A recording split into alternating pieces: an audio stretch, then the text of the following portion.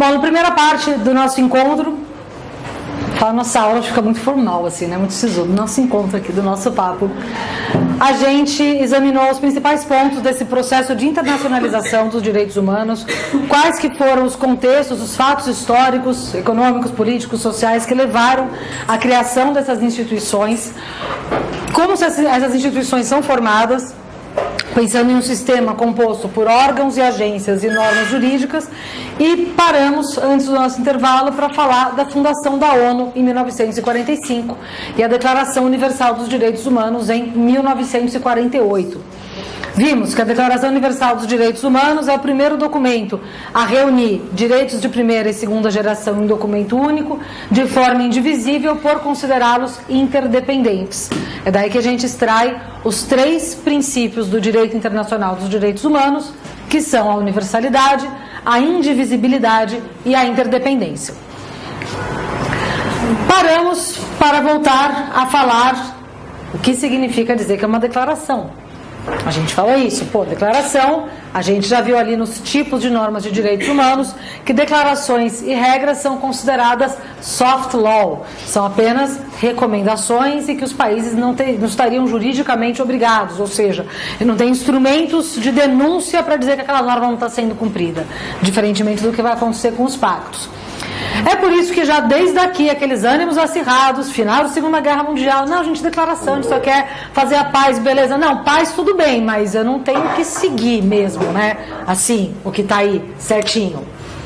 Significa dizer que já desde o seu nascedouro, a Declaração Universal dos Direitos Humanos sofreu um debate a respeito do seu valor jurídico. Mesmo que já na época, uma parte expressiva dos doutrinadores, eu odeio esse termo doutrinador, mas como ele é recorrente no direito, a gente usa. Doutrinador sempre leva uma coisa meio de religião, né? O cara vai te dar doutrina no direito. Ela vai trocar esse doutrina, botar autores, né? Doutrina tá aí porque a gente usa o termo, parar de usar. Só um momento de desabafo aqui. Para os autores estudiosos do direito internacional, a declaração já deveria sim ter força jurídica vinculante. Por quê? Direito internacional, como a gente viu na primeira parte da conversa, existe desde o século XVII. Desde o século XVII, direito internacional é uma disciplina que se estuda no direito.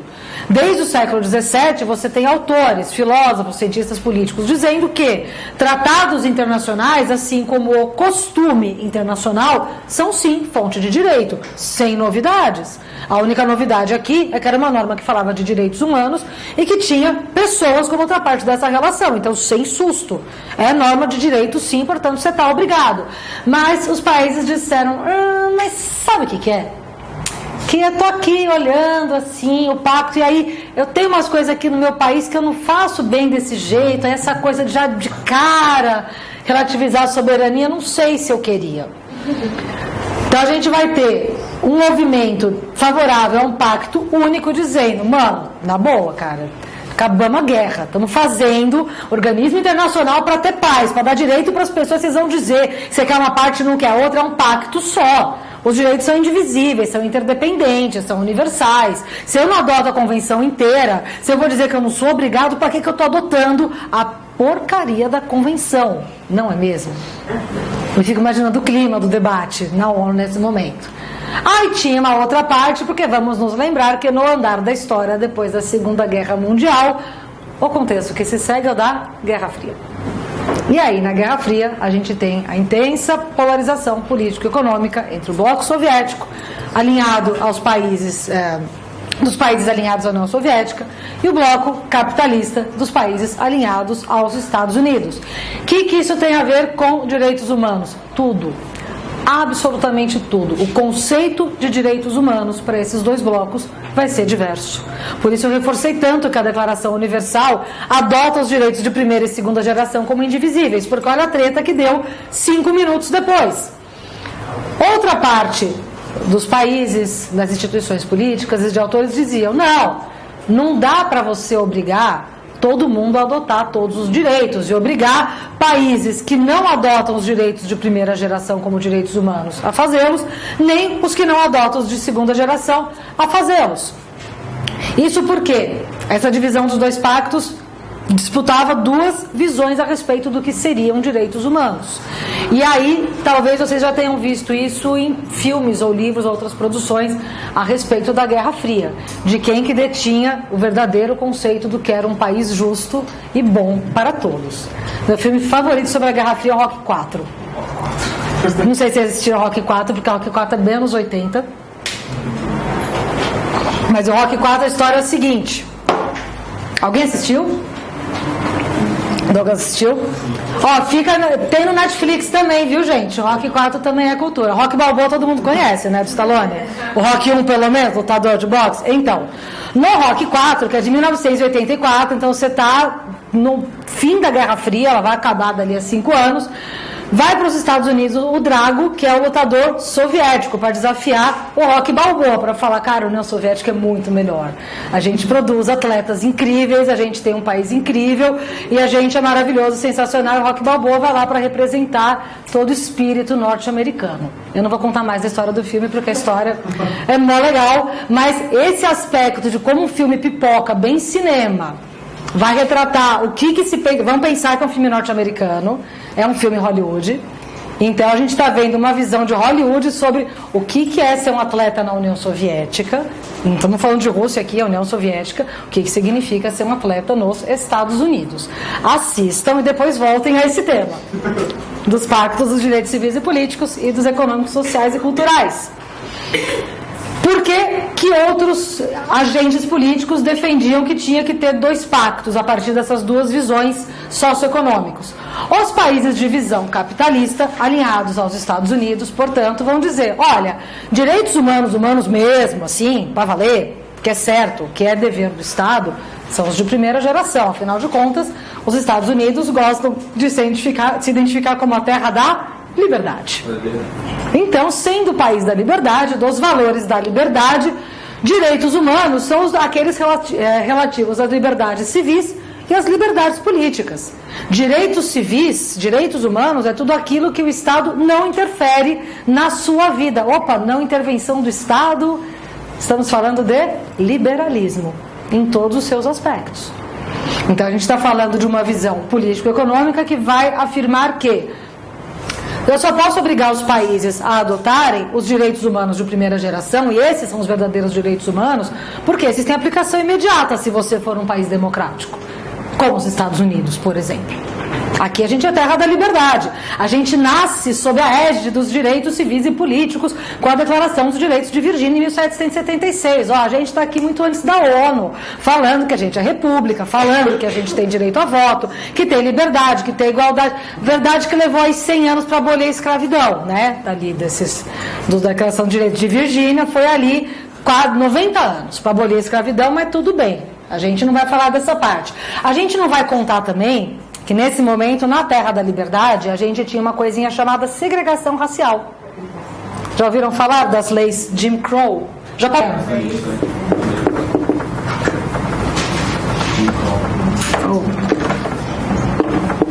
segregação racial. E aí tem um documentário bem bacana, 13ª emenda. Porque fica muito fácil, muito bonito, você está lá na ONU. E estou falando muito aqui em nome dos Estados Unidos, porque é o país que se destacou aqui nesse bloco, nessa época. Dizendo, não, a gente é da tradição dos direitos civis e políticos. Só que nessa tradição dos direitos civis e políticos, existia uma política pública de segregação racial. Você tinha legislação. As leis de Jim Crow que determinavam espaços separados para brancos e para não brancos, porque lá a categoria racial é um pouco diferente do que a gente concebe aqui no Brasil, do que o racismo brasileiro concebe, melhor dizendo. Então tem a categoria dos que são brancos e os que não são brancos. Aí você inclui negros, latinos, indígenas, estrangeiros de toda ordem, todo mundo que vai estar ali segregado. Tem uma foto famosa de uma porta de um restaurante, acho que no Alabama, um desses lugares do sul, mas que está lá, proibida a entrada de negros, mexicanos e cachorros. Está tudo na mesma categoria do país que está lá falando, na ONU, que olha, direitos humanos mesmo é o que a gente quer aplicar, não da União Soviética, porque como a gente sabe, os comunistas não aplicam direitos humanos. Direitos humanos, quem aplicamos somos nós, que levamos 100 anos para abolir a escravidão e temos segregação racial, mas isso é um mero detalhe. Diziam que isso era possível porque são direitos de aplicação imediata. Ou seja, você simplesmente incorpora na Constituição e imediatamente você consegue assegurar igualdade, liberdade, direito de ir e vir, não ser morto, não ser torturado, esta coisa toda. Já os direitos de segunda geração, ou seja, saúde, educação, direitos trabalhistas, previdenciários, moradia, etc., esses não são dever do Estado. Isso deve ser regulado pelo livre mercado. Aqui somos todos livres para quem merecer, de forma meritocrática. Se você trabalhar bastante, você vai juntar bastante dinheiro e você vai conseguir pagar o seu plano de saúde, a sua escola particular, comprar a sua casa. E aqui todo mundo é livre, todo mundo é igual. Então a gente não precisa dessa coisa de direitos econômicos, sociais e culturais. Isso não são direitos humanos. E até hoje a Constituição americana não incorpora direitos econômicos, sociais e culturais como direitos humanos. Eles não assinam esse tratado, porque fala isso faz parte de... São bens de consumo, não são serviços que o Estado vai prover. Então a gente não vai assinar um pacto para dar valor, para dar força vinculante à declaração, de modo a que a gente tenha que incorporar esses direitos, porque a gente não vai incorporar. De outro lado, a visão socialista soviética não era muito melhor. Que eles diziam, não, vocês estão falando aí de direitos econômicos, sociais e culturais, e isso não tem aplicação imediata numa doutrina capitalista que nem a de vocês, porque no comunismo qualquer constituição vai ter, é dever do Estado, já desde o nascedor, o Estado serve para dar saúde, educação, moradia, direitos sindicais, trabalhistas. Ah, legal, mas e os direitos civis e políticos? Não, aí não dá, porque a gente está dando educação para as pessoas aprenderem a votar. A gente não pode liberar a imprensa, porque senão as pessoas vão ler coisas contrárias ao partido. Então, quando a gente conseguir dar o real acesso ao exercício dos direitos civis e políticos para os oprimidos, a gente está aqui, eu fico imaginando os soviéticos falando, não, cara, até 17 a gente é regime de servidão, os caras estavam tudo lá no interior da Sibéria, a gente está educando para eles poderem votar. Pô, mas vocês estão prendendo o dissidente político, né? Não estão, mas é porque eles estão falando contra o sistema que é para o bem do povo. Então a gente vê que não tinha ninguém bem na fita aqui nessa história. Você vai ter de um lado as nações alinhadas aos Estados Unidos dizendo que direitos humanos são só os civis e políticos, porque os direitos econômicos, sociais e culturais seriam plenamente atingíveis pelas regras do livre mercado, e de outro lado os países socialistas dizendo que os únicos direitos possíveis via Estado são esses: saúde, educação, moradia, direitos previdenciários e trabalhistas, porque os direitos civis e políticos só poderiam ser concedidos depois que as pessoas tivessem aprendido a pensar. O que é extremamente problemático quando a gente fala de liberdades individuais. Esta treta, tá? Então ficou lá a declaração, o pessoal assinou a declaração e falou, ó, não valeu, a gente declarou, mas a gente não vai aplicar, a gente só aplica se tiver um pacto, e a gente não consegue decidir se o pacto vai ser um ou se a gente divide em dois. Antes da gente saber, e aí, temos um pacto ou temos dois pactos?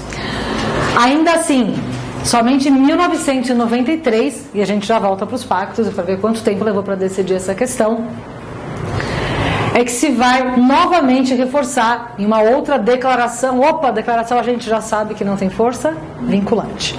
Mas em 1993, portanto, acabou a Guerra Fria. A Conferência Mundial de Viena vai fazer uma nova declaração reafirmando a indivisibilidade desses direitos, muito embora tenha tido toda essa disputa no período da Guerra Fria.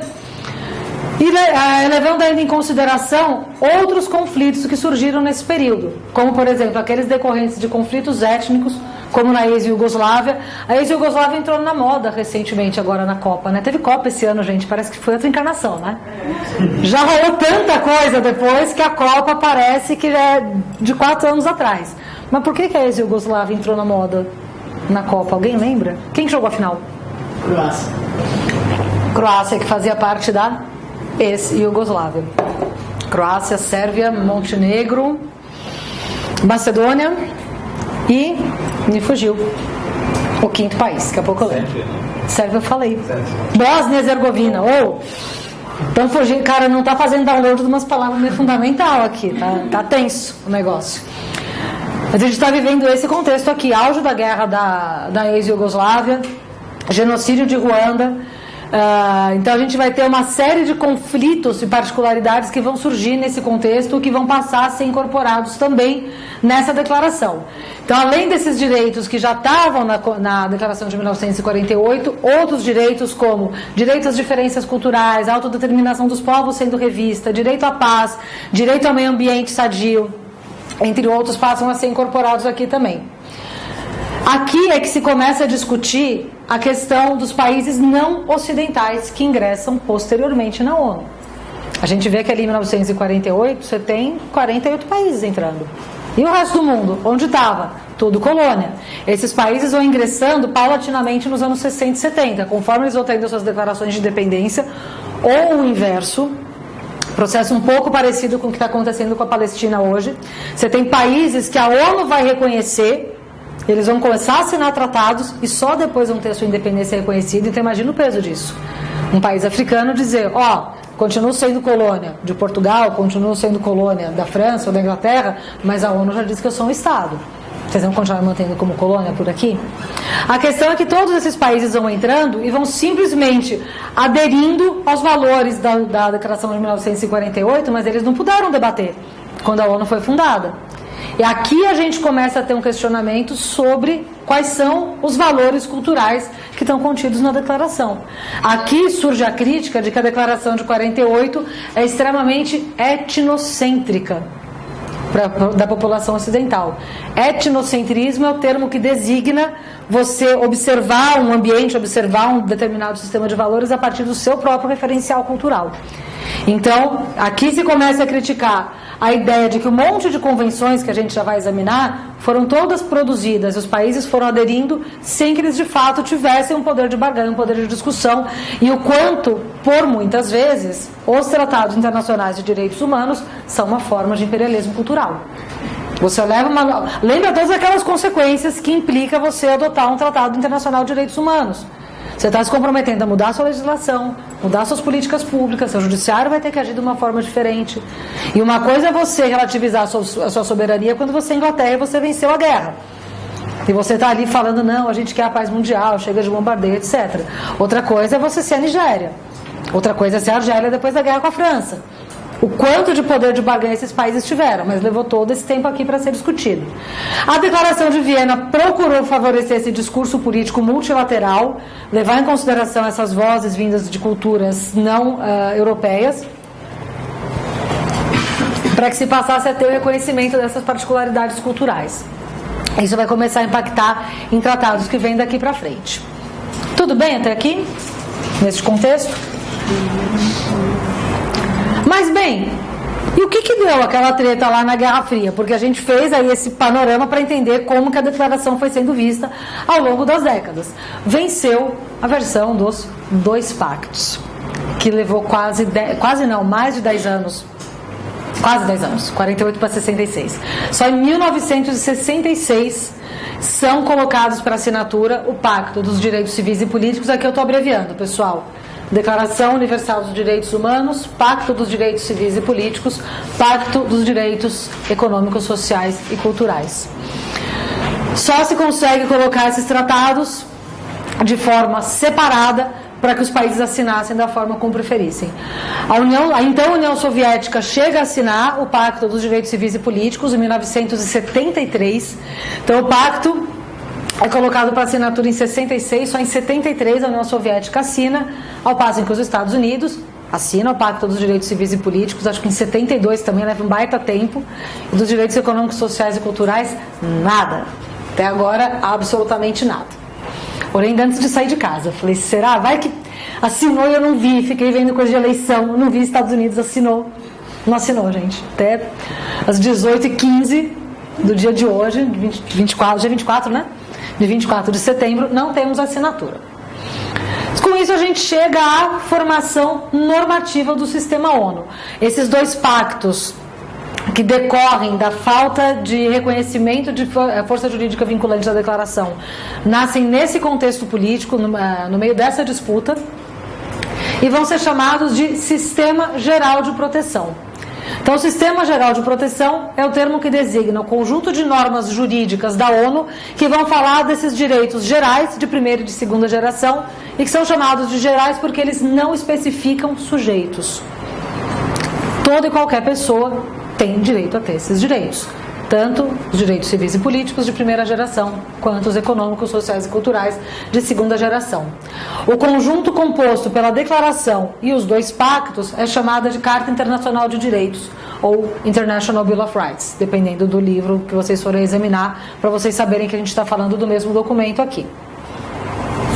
Posteriormente, justamente em consideração aquele contexto que a gente viu que só em 93, com a Declaração de Viena, vai começar a ser discutido, essas diferenças regionais, culturais, reconhecimento de movimentos sociais de minorias vão levar à formação do sistema especial de proteção. Aqui eu vou ter tratados referentes a violações ou sujeitos específicos, como a gente já passa a examinar. O pessoal está muito rápido agora? Tá ok? Começando aqui por alguns detalhes, então, do Sistema Geral de Proteção. É só para a gente lembrar, a gente tem os órgãos da ONU, a gente tem os tratados, e para acessar cada um desses tratados eu vou ter um órgão específico.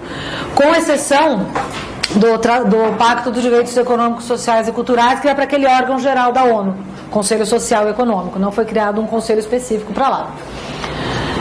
O Pacto dos Direitos Civis e Políticos, colocado para assinatura em 1966, então olha só, declaração é de 48, o povo passa quase 10 anos discutindo se é para ter um pacto ou se é para ter dois pactos, se eu sou obrigado ou não à Declaração Universal dos Direitos Humanos, e só em 76 o pacto consegue juntar o número mínimo de assinaturas para entrar em vigor. Então olha como o processo é longo. O que o Pacto dos Direitos Civis e Políticos inova em relação à Declaração Universal? Porque aí se a gente vai fazer pacto, então é para ter força jurídica vinculante, vamos colocar direitinho aqui quem que tem que fazer o quê. Primeiro, prevê obrigações do Estado, tanto de natureza negativa quanto positiva. Na declaração, as obrigações do Estado em relação aos direitos civis e políticos ficam mais no campo das obrigações negativas. Não matar, não torturar, não prender arbitrariamente. O Pacto dos Direitos Civis vai prever obrigações, deveres que o Estado tem que realizar, de prestações. Por exemplo, prover um sistema legal capaz de responder à violação de direitos.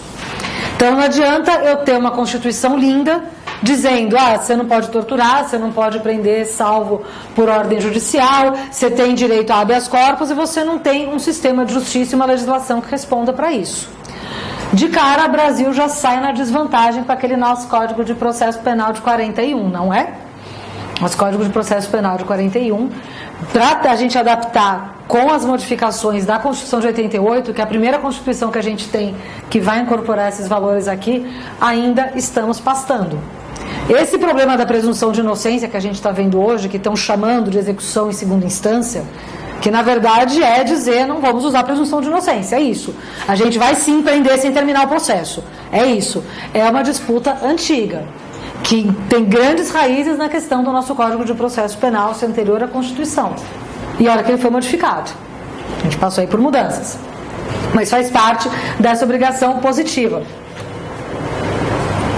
Também foram incluídos, como direitos específicos, direito de não ser preso por dívida, direito da criança a ter um nome, direito à nacionalidade. Isso é muito voltado à realidade do final da Segunda Guerra Mundial, em que você tem vários grupos de refugiados pelo mundo, de pessoas que nasceram em estados que não existem mais, ou que nasceram em campos de refugiados, e qual vai ser a nacionalidade dessa pessoa, qual vai ser o ordenamento jurídico que vai reconhecê-la. A partir daqui, isso vai ser tratado como uma questão de direitos humanos. É um direito individual fundamental você ter uma nacionalidade. Por quê? Para saber para quem que eu canto hino na Copa? Não, para você saber para qual ordenamento jurídico você vai se socorrer. Onde estão previstos os seus direitos. Essa é a ideia do direito à nacionalidade. E a proibição de propaganda de guerra. Oi? Não, vamos rir. Os temas de direitos humanos são tão tensos. Ponto importante também, uma parte expressiva do conteúdo do Pacto dos Direitos Civis e Políticos, e aqui a gente não vai falar especificamente do sistema interamericano hoje, mas vale colocar. A Convenção Interamericana de Direitos Humanos também. Parte desse conteúdo tem relação direta com direito penal e direito processual penal. É raro, não vou dizer raro, mas não é tão comum ser feita essa associação que, na verdade, é muito imediata do direito penal e processual penal com regras dos direitos civis e políticos. As regras do direito penal são, antes de mais nada, direitos humanos. Ah, por quê? Por direitos humanos das vítimas? Não, vítima não tem nada a ver com direito penal. A vítima não faz parte da relação penal. Ah, professora, por quê? Você não gosta da vítima? Não, gente, porque a vítima está em outras políticas públicas. É um equívoco grave achar que norma de direito penal é para proteger vítima. Não é para proteger acusado. Por exemplo, é regra de direitos humanos o enunciado: não há crime sem lei anterior que o defina. Onde está escrito isso? Artigo 1º do Código Penal. É meu direito saber que eu só vou ser punida por um crime quando a lei disser que é crime.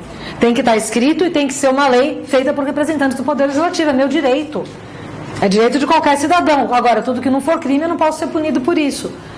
Regra de direito processual penal: ninguém será preso salvo em flagrante ou por ordem de autoridade judicial. Regra de direitos humanos? Eu só tenho um poder da República que pode lidar com a minha liberdade de ir e vir, que é o Poder Judiciário. O Poder Executivo não me prende. O Poder Legislativo não me prende.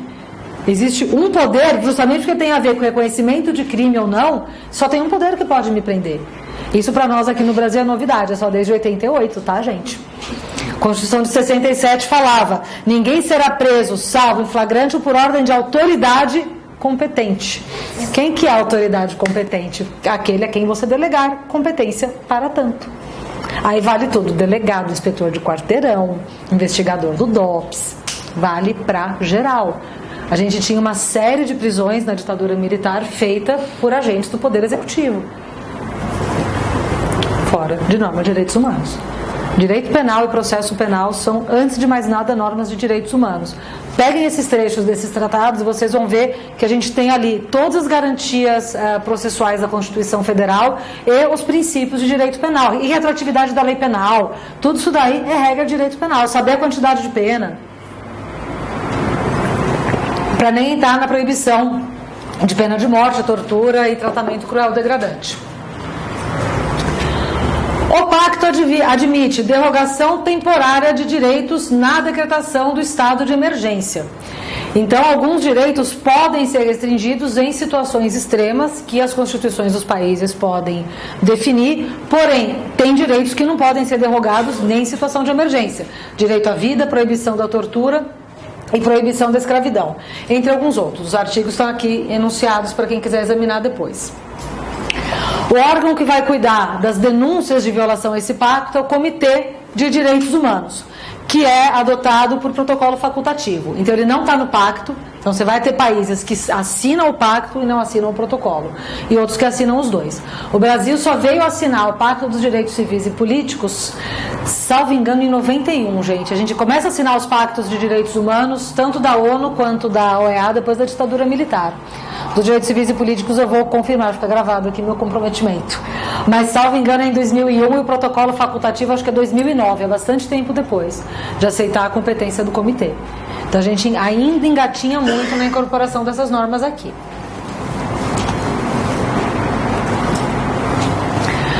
No mesmo ano, o Pacto dos Direitos Econômicos, Sociais e Culturais é aberto para assinatura e também leva 10 anos até se reunirem todas as assinaturas necessárias. Aqui tem um ponto bem interessante para a gente pensar a construção desse pacto, que cria obrigações para os Estados partes para que seja garantido um mínimo essencial. Aqui tem uma diferença interessante para pensar do Pacto dos Direitos Civis e Políticos. No Pacto dos Direitos Civis e Políticos eu tenho uma lista de direitos dos indivíduos. No Pacto dos Direitos Econômicos e Sociais eu tenho uma lista de deveres dos Estados. O Estado tem o dever de prover serviço de saúde, tem o dever de prover acesso à educação, tem o dever de prover previdência, direitos trabalhistas e etc. E o que é interessante aqui é que a gente está falando exatamente do período em que a pobreza se torna um problema político. Ah, mas antes não era? Antes não era. Os países pobres, que aqui nesse período vão ser chamados de terceiro mundo, lembram dessa expressão? Os países de primeiro mundo, segundo mundo, terceiro mundo. É bem anos 80. É para combinar com a dica do Rock 4. Na época do Rock 4, os países eram divididos em primeiro mundo, segundo mundo e terceiro mundo. Os países do primeiro mundo, adivinha? Aliás, o bloco capitalista. Segundo mundo, bloco socialista. Terceiro mundo, quem não é nenhum nem outro. Ou seja, ex-colônias, África, Ásia, etc. Nesse período aqui, a gente está tendo esse processo de descolonização, tanto as guerras de independência quanto os processos pacíficos. E com isso você tem países de extrema pobreza que passam a integrar a economia mundial como países independentes. E aí a pobreza se torna um problema político. Antes daqui não era. Ser um problema político significa que eu preciso adotar políticas econômicas para a política mundial funcionar e posso adotar uma ideia de que isso são direitos, é uma ideia de juridicização em oposição à tradição filantrópica. Antes a gente adotar direitos econômicos, sociais e culturais como tais, onde que as pessoas conseguiam saúde e educação se elas não tinham dinheiro para tanto? Já viram que tem muito hospital que se chama Santa Casa de Misericórdia? São instituições filantrópicas, ligadas à igreja, ligadas a fundações de caridade. Por isso que a gente tem até hoje escolas que são de origem religiosa, fundações de saúde que são de origem religiosa, mas não só. Essa ideia da filantropia, a caridade cristã. E que bom que tem, gente, está tudo certo. Não vamos aqui acabar com a caridade. Mas a questão da caridade é que você cobra do Estado caridade? Quem que faz caridade? A pessoa que quiser, uma pessoa caridosa. Eu sou cristã, faz parte dos preceitos da minha religião cristã, qualquer que ela seja, que eu seja caridoso. Ou seja, não é um direito, é um ato de bondade individual. E aí, direitos humanos não é caridade. Direitos humanos eu tenho norma jurídica, eu exijo do Estado, é dever. Não é ninguém dando favor, não é ninguém fazendo uma caridade para alguém sobreviver. São direitos de realização progressiva até o máximo de recursos disponíveis do Estado, ou ao menos deveria ser. A ideia seria essa, que se um país quer ser um país e quer ser um país democrático, e país democrático é aquele que assegura direitos humanos em todas as suas esferas, tanto de primeira quanto de segunda geração. Queridão, é o seguinte, você vai ter que priorizar no teu orçamento. Significa adoção de políticas públicas. Aqui não é só a violação de direitos que leva para o judiciário. Significa que o país vai ter que implementar uma adoção de uma política pública de organização daquele orçamento que ele vai direcionar para essa área. Como eu disse, é um pacto que não tem um comitê específico. Ele vai, toda a sua comunicação referente às violações vai para o Comitê de Direitos Econômicos, Sociais e Culturais, que é o órgão geral da ONU, não é específico desse pacto. Ele não cuida só disso, ele tem outras atribuições também. Pessoal, essa distinção de tradição filantrópica e juridicização está clara? Ok? Um outro ponto que é importante, aliás, falando disso, antes de avançar. Uma outra discussão que, na minha leitura, é bem frequente quando a gente fala de direitos econômicos, sociais e culturais, é que, além dessa importante distinção de não é caridade, não é favor nenhum garantir escola, educação, saúde, etc., também não tem nada a ver com pagamento de imposto. Certamente vocês já ouviram a frase: eu pago meus impostos, eu tenho direito a... Você não tem direito a nada, mas você tem direito a tudo, pagando imposto ou não. Imposto é taxa? É preço de coisas que você está comprando? Não. Fundamento jurídico da tributação é uma coisa, fundamento jurídico de direitos humanos é outra. Não é porque você paga imposto que você tem direito à escola. E não é porque você tem que você não vai na escola que você não tem dever de pagar imposto.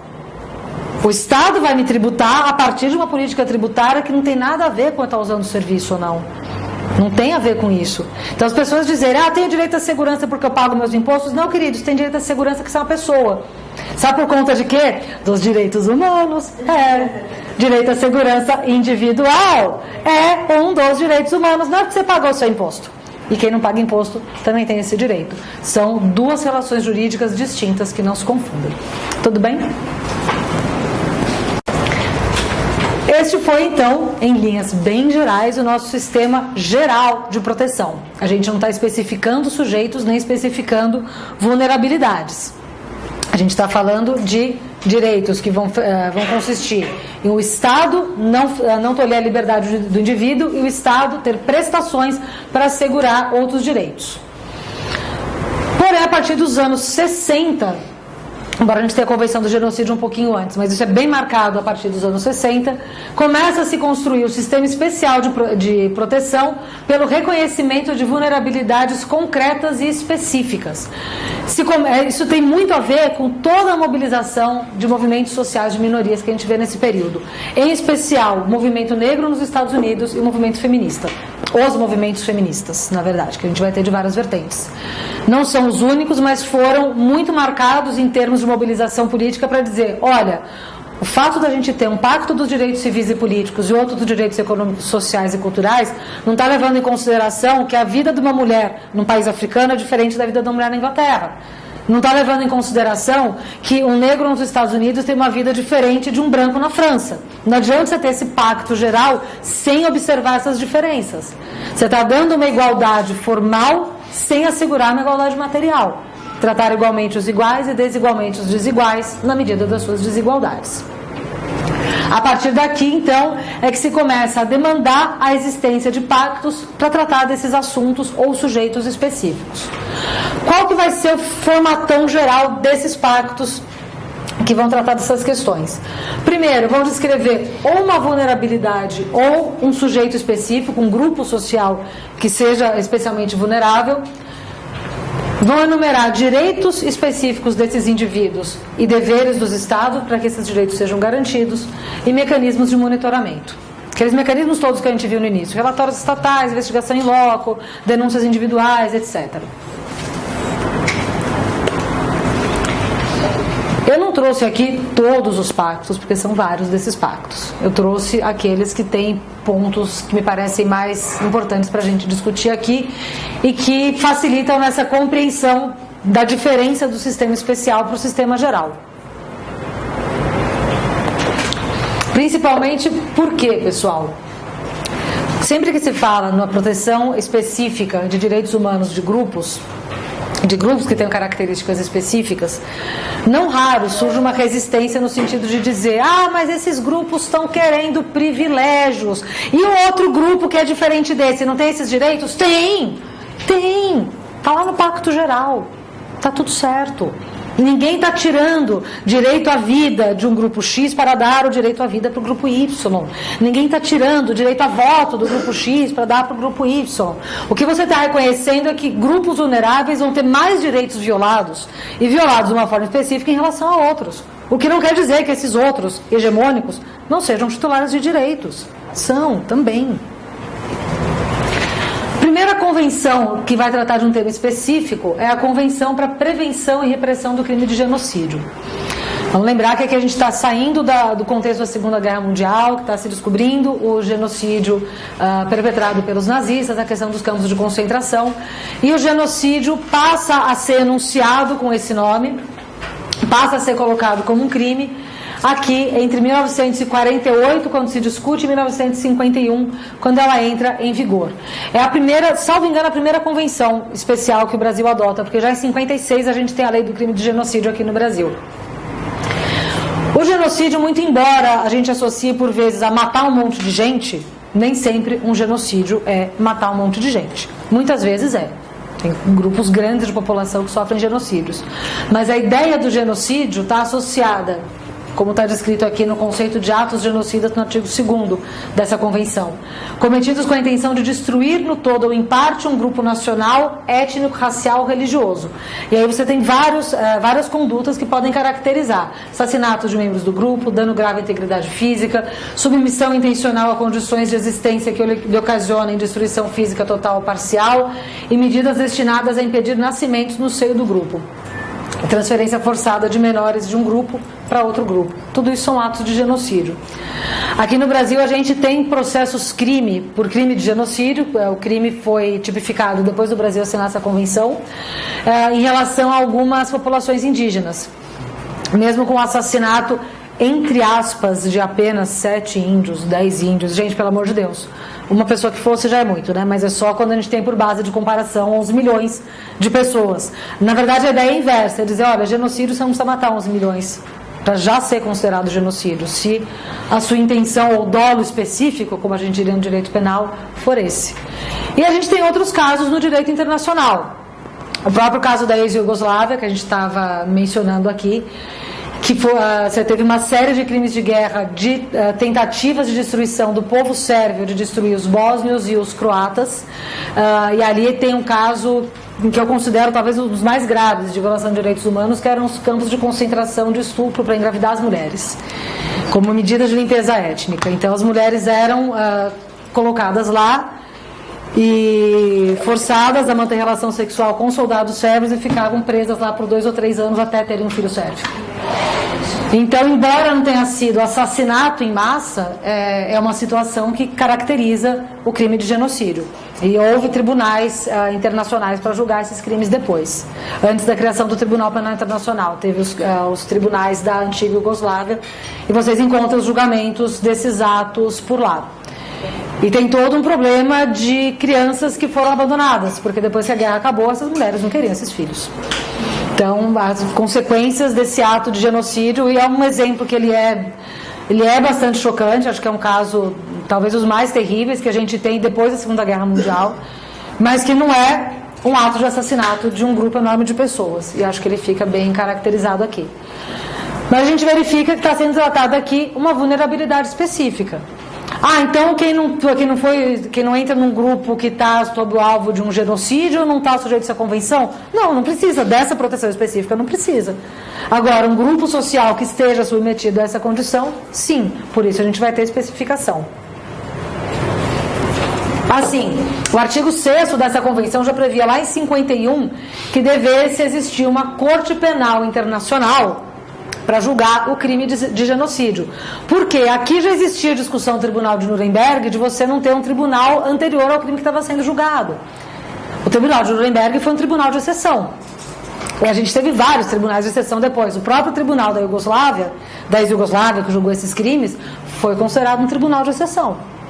Produziu efeitos, as condenações, você teve ali pessoas que foram presas, foram condenadas à morte, mas foi um tribunal criado a posteriori.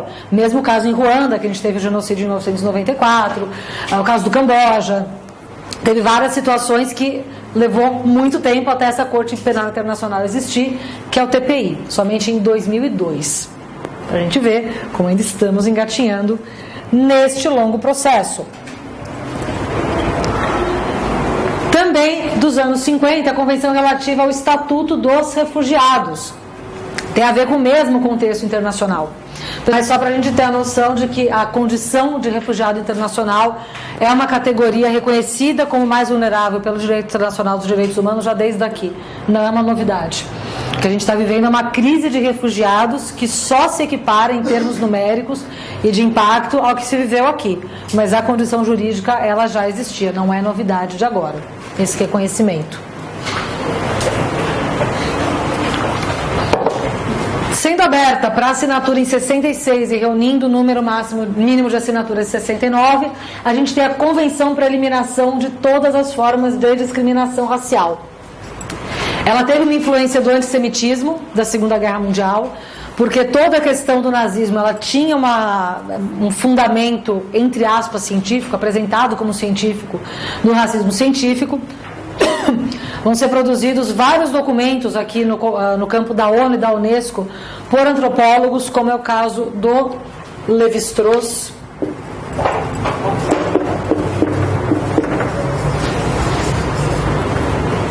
Lévi-Strauss foi um antropólogo francês, produziu 2 documentos importantes para a ONU a respeito de raça e cultura. Foi o Raça e Cultura e... Estou falando, estão fugindo as palavras hoje. Daqui a pouco veio outro texto dele. Ele faz um texto nessa época para dizer que a antropologia demonstrava que não existem raças humanas, que não tem fundamento científico para o racismo. E depois, dos anos 70, ele produz esse segundo texto, que me fugiu agora, que ele critica a tendência imperialista da ONU. Então, ele está sempre fazendo os textos críticos incríveis. Esses textos são fáceis de achar. Eu tenho, quem tiver interesse pode me escrever que eu passo. Mas a gente está falando aqui de um contexto histórico e político que, além dessa questão do antissemitismo, de se combater as doutrinas racialistas, existe também com bastante força o movimento pelos direitos civis nos Estados Unidos para extinguir a segregação racial. Esse vai ser o contexto que vai fazer com que o reconhecimento da igualdade entre todas as pessoas sem consideração de raça e que transforma a discriminação racial em violação de direitos humanos acontece aqui nesse contexto. Vamos lembrar que a Lei dos Direitos Civis nos Estados Unidos entra em vigor em 1965, que é o ano em que os negros ganham o direito de voto nos Estados Unidos. Olha que loucura. Os caras lá fundando a ONU, fazendo pacto dos direitos civis e políticos, se dizem a terra da liberdade. Aí você tem, por exemplo, Chuck Berry inventando o rock em 50, ele não votava. Os caras botavam rock no rádio, rock era música de negros, mas, aliás, eu sempre gosto de falar essa parte. Quem que é o rei do rock, gente? Elvis Presley era o quê? Hã? A gente pode até coroar outra pessoa, não tem problema, mas se jogar no Google agora rei do rock vai aparecer quem?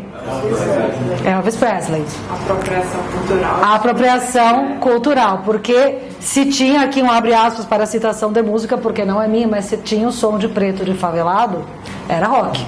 Mas quem vendeu não foi um negro americano. O contexto é exatamente esse. Você tem negros fazendo uma música no sul dos Estados Unidos que começa a fazer um baita sucesso. Então a gente precisa de um branco para cantar isso aqui logo, que daqui a pouco esses caras estão votando, né? A partir daqui que a gente tem. E toda a questão das disputas raciais que vão acontecer. Mas os Estados Unidos assinou, ainda bem, em 66, mas só ratificou em 1994. Assinar significa, no plano internacional, deu ok, ficou bonito ali na foto da ONU, na primeira página do New York Times. Mas o ratificar significa, vou incorporar a minha legislação interna. A gente não entrou muito nisso, podia ter falado mais da questão da assinar e da ratificação. Mas, se vocês tiverem curiosidade de ver os países que são parte dos tratados da ONU, posso passar o link depois, eu vou deixar meu e-mail no final, vocês me escrevem, eu passo esse link. Tem 2 colunas dos estados parte dos países, ano da assinatura e ano da ratificação. Então pega muito bem um determinado governo dizer, não, no meu governo a gente assinou determinada convenção. Teve uma convenção que o Médici assinou aqui no Brasil em 69, não lembro qual que foi, se foi o Pacto de São José da Costa Rica, mas uma convenção assim bem direitos humanos contra a tortura, o Médici assina, fala, não, a gente assina tratados de direitos humanos, claro, mas o Brasil só ratifica em 92. Não aplica internamente, fica só no externo. É exatamente o que os Estados Unidos fez aqui. A África do Sul só vai assinar a convenção em 94 e ratifica em 98. Ainda foi mais rapidinho que Estados Unidos, né? Aberta para assinatura em 79 e com o número mínimo de assinaturas em 81, a gente tem a Convenção para a Eliminação de Todas as Formas de Discriminação contra a Mulher, ou CEDAW na sigla em inglês. Eu vou colocar a sigla aqui porque ela é bem recorrente e a sigla está em inglês para vocês já saberem de que sigla está falando. Tem muito texto em português que acaba apropriando essa sigla aqui. Convention for Elimination of All Forms of Discrimination Against Women. Convenção para a eliminação de todas as formas de discriminação contra a mulher. Ali na sigla em inglês. Se na convenção racial a gente tem esse impacto dos movimentos negros dos Estados Unidos, aqui a gente tem o impacto dos movimentos feministas. A ideia de que discriminação de gênero, aliás, aqui ainda não se falava em gênero, o pessoal se falava em discriminação de sexo.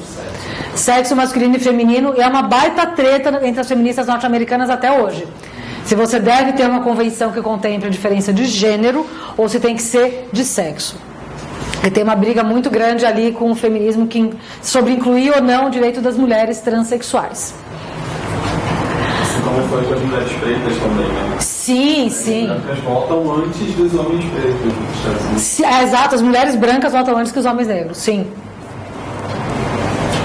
E mais do que isso, aqui a gente está falando, por isso que eu tinha reforçado antes, contexto dos movimentos feministas. O movimento que vai impactar aqui é o das mulheres brancas de classe alta estudada, escolarizadas. Sem demérito do movimento, teve ganhos incríveis, importantes, sem todo o contexto da pílula anticoncepcional, que permite as mulheres irem para a faculdade, retardar a maternidade. Por isso você começa a ter produção acadêmica de textos feministas nos Estados Unidos e na Inglaterra, e com isso começa a ter uma demanda política por, além da emancipação sexual, pessoal, liberdade sexual, direito ao trabalho, direito ao espaço público, não quero mais ser a dona de casa, que fica em casa, eu tenho direito à minha realização profissional. Aí as feministas negras olharam e falaram, que lindo, você quer direito de trabalhar, eu quero direito a férias, porque eu trabalhei sempre, a minha avó já era lavadeira, a minha bisavó era escrava, você quer trabalhar, que bom para você, as suas demandas vão ser muito diferentes das minhas. Então, acho que é importante a gente fazer esse recorte aqui, porque é um determinado campo do movimento feminista que vai impactar a produção dessa convenção, que embora tenha a sua importância, na leitura dela, a gente vê que mulheres estão falando ali. Porque o que vem é o direito ao trabalho, o direito de escolher o marido, o direito à emancipação pessoal, direito à saúde da mulher é o direito de ser mãe, basicamente. O direito ao aborto não entra, não se consegue colocar na convenção, embora seja a recomendação do comitê da convenção, mas não ingressa ali. É a que mais tem reservas até hoje, mais países que escolhem trechos para não assinar, inclusive o Brasil tinha reservas até 1994. Por conta do nosso Código Civil, que só vai mudar em 2002. Nosso Código Civil de 1916 tinha diferenças legais importantes entre homens e mulheres. Depois, em 1984, aberta para assinatura, em 89, número mínimo de assinaturas, a Convenção contra a Tortura e outros tratamentos ou penas cruéis, desumanos ou degradantes. Aqui, o contexto é muito relacionado com as ditaduras no Cone Sul, as ditaduras da América Latina, que começam a ter as denúncias de tortura. A proibição da tortura, ela já consta da Declaração Universal, ela já consta dos pactos dos direitos civis e políticos. Percebam que as outras que a gente examinou em relação a sujeitos específicos, mulheres, pessoas de grupos racializados e discriminados, vão ter os mesmos direitos, mas com políticas específicas para suprir vulnerabilidades. Aqui, o contexto era, mas a tortura já é proibida. O Pacto dos Direitos Civis e Políticos já proíbe, a Declaração dos Direitos Humanos já proíbe. Mas você tem um contexto histórico e político que demonstra que determinados países, determinados lugares, essa vai ser uma situação de vulnerabilidade que reclama regras específicas. E também a gente tem a inovação da definição de tortura. Até então não existia uma definição jurídica do que fosse a tortura e existia uma dificuldade de se criarem tipos penais para as legislações internas. A Convenção define a tortura como inflição deliberada de dor ou sofrimento com finalidade específica, de obter confissão, punir ou intimidar. Notem que sofrimento aqui pode ser sofrimento mental. Não necessariamente você precisa produzir lesão corporal. Isso não é irrelevante. Você tem uma série de atos de tortura que são praticados, não só no Brasil, mas no Brasil isso aconteceu muito. Se desenvolvem técnicas para produzir tortura sem deixar marca. E torturas psicológicas que você não pega no exame de corpo de delito. Porque a lesão corporal e maus tratos sempre foram crime. Na época da ditadura militar já era crime. Como a gente faz? Sem problema nenhum, a gente tortura sem deixar lesão. E aí você tem toda aquela sorte de torturas psíquicas ou inflição de dor sem deixar lesão. No caso da Convenção da Tortura da ONU, é a tortura praticada por agente estatal. Ela tem uma finalidade muito específica de coibir delinquência estatal. Como que o Brasil incorpora isso numa lei em 97? Não, tortura qualquer pessoa pode praticar. A gente quer ser mais amplo na punição. Se for agente do Estado, a gente aumenta a pena. Mas tortura é um crime comum. Há quem diga que fica melhor assim, você está ampliando o espectro de pessoas que você pode punir. Só que quando você pega a jurisprudência de quem é punido por crime de tortura, só tem babá e cuidador de velhinho. Claro, é um problema gravíssimo. Claro, não é para torturar criança, não é para torturar velho, não é para torturar ninguém. Tá tudo certo. Mas sabemos, ou presumimos, que não sejam esses os agentes das principais formas de tortura no Brasil, né? Então, a finalidade do documento era outra.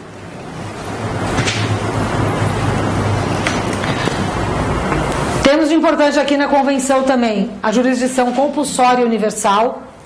Os Estados partes têm que punir os torturadores independentemente da sua nacionalidade e têm que processar ou extraditar independentemente de acordo bilateral. Não sei se vocês lembram do caso do Pinochet na Espanha, que foi extraditado para o Chile. O Pinochet foi responsável pela ditadura no Chile, diferentemente do Brasil. Chile, Argentina e outros países tiveram outro processo de justiça de transição, com punição de torturadores, com abertura de arquivos e tudo mais. O Pinochet estava na Espanha, a Espanha é signatária da Convenção da Tortura e extraditou o Pinochet para o Chile, em razão de ele ter sido punido com base nessa convenção. Depois, em 1989, aberta para assinatura, entrando em vigor em 90, a Convenção da Criança. Aqui a gente tem uma relação muito direta com a legislação brasileira. Que legislação relativa à criança a gente tem em 1990? O ECA. A Convenção é uma das mais recentes em termos de reconhecimento de um sujeito específico. É a primeira vez, e aí a gente vê como é recente a noção de infância que a gente tem hoje. Pela primeira vez, crianças são consideradas pessoas. é de que criança tem direito à vida, tem direito à integridade física, tem direito à liberdade de vir, tem direito de estar no espaço público, direito à saúde, direito à educação. Pela primeira vez isso é enunciado, e mais, é enunciado como forma de direitos humanos. A criança deixa de ser um objeto de tutela do mundo adulto. Passa a ser uma pessoa, mas é uma pessoa, é um sujeito que tem uma característica específica, que é ser pessoa em condição especial de desenvolvimento. Então, quando se critica o ECA, dizendo que o ECA é anacrônico, que o ECA... às vezes tem um discurso conservador nesse sentido, né? Não, o ECA é para uma época que as crianças não eram assim, essa molecada de hoje está perdida, o ECA é anacrônico. Não, o ECA é o que tem de mais atual na legislação internacional. Quando se fala de redução da idade penal, quando se fala de todas aquelas questões de política para criança e adolescente, há que se lembrar que a legislação brasileira está, pelo menos por enquanto, afinada com o contexto internacional. Além do ECA, a gente tem o SINASE, Sistema Nacional Socioeducativo, para as medidas socioeducativas, que estão relacionadas não só com a convenção, mas com regras específicas de jovens e privação de liberdade, e também o Marco Legal da Primeira Infância. Olha que recente, agora de 2016.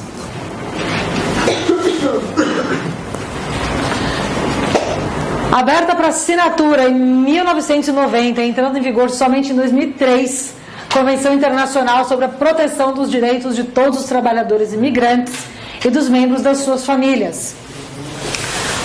Aqui a gente tem o contexto desde os anos 70, de novo, a descolonização da África, as pessoas migrando para os países ricos. Por que a pobreza é um problema político?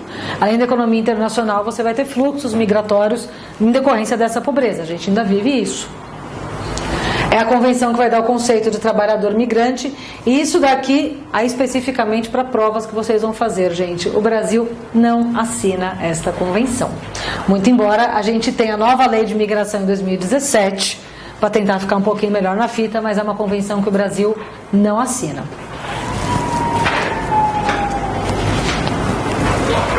E por fim, acho que essa é a nossa última convenção, para a gente pelo menos passar. Colocada para assinatura em 2006, entre vigor em 2008, a Convenção sobre os Direitos das Pessoas com Deficiência. O que tem de interessante, de diferente nessa construção da ideia dos direitos humanos de pessoas com direitos de deficiência é o conceito atual de deficiência, que se refere a uma restrição do ambiente e não da pessoa. Então, ao invés de tratar como uma questão de saúde, de patologização, muito embora você vá ter demandas específicas de saúde, uma questão de especificidade, não da pessoa ser considerada como uma doente. Claro que a gente teve outros períodos históricos de intolerância, de invisibilidade, mas esse conceito atual da convenção é dizer, olha, a pessoa com deficiência, para ter ou chegar o mais perto de uma igualdade material de quem não tem deficiência, é uma questão ambiental. Então, desde a deficiência intelectual ou mental para convívio com pessoas que não têm esse tipo de deficiência e que todos estejam preparados para esse tipo de convívio, até as restrições ambientais de locomoção, tudo isso são fatores capazes de mitigar a questão da deficiência. Vem nesse mesmo contexto aqui a lei antimanicomial. A gente não vai entrar nela agora, de 2001, mas a ideia de você modificar o ambiente, modificar a sociedade, ao invés de isolar a pessoa que tenha qualquer tipo de deficiência, porque ela também é um sujeito de direitos e titular de direitos humanos. Era a penúltima, temos a última aqui. Sim, a gente não vai entrar no Tribunal Penal Internacional, mas eu passo aqui no material para vocês, só quero comentar esta convenção nos últimos minutos que a gente tem, os últimos 3 minutinhos. Em 2006, para assinatura, em 2010, entrando em vigor, Convenção para a Proteção de Todas as Pessoas contra o Desaparecimento Forçado. É um dos crimes que é julgado pelo Tribunal Penal Internacional, no Estatuto de Roma. Vocês vão ver depois no material, está lá resumido, os crimes de competência do Tribunal Penal Internacional, e que traz o conceito de desaparecimento forçado no seu artigo 2º. Prisão, detenção ou sequestro ou qualquer outra forma de privação de liberdade perpetrada por agentes do Estado ou pessoas ou grupos de pessoas agindo com autorização, apoio ou aquiescência do Estado. Então, todas as situações de ditadura com pessoas que desaparecem. Previsão de direitos de vítima, além de não ser submetida a desaparecimento forçado, obviamente, mas também o direito à verdade sobre as circunstâncias do desaparecimento e o destino das pessoas desaparecidas. Então, toda a ideia de justiça de transição, ou boa parte dela, foi contemplada aqui, além da reparação e da punição. Caros, a gente vai, no outro momento, se encontrar para falar do Tribunal Penal Internacional. Deixei aqui porque, de repente, a gente tinha tempo, mas falamos bastante coisa também, né? Eu vou deixar aqui meu contato. Para quem está assistindo também, pode me escrever por e-mail, mas acho que o pessoal aqui do curso disponibilizam para a turma, por favor, os slides. Obrigada por vocês estarem aqui hoje, foi ótimo conhecer vocês, pelas perguntas, pelas conversas, e desejo ótimas provas a todos. Quem for entrar em contato comigo, só por favor me lembra que a gente se conheceu aqui, que assistiu aqui no curso popular de Defensoria, quem está assistindo aqui também. E boa noite, boa semana e boa sorte para nós todos.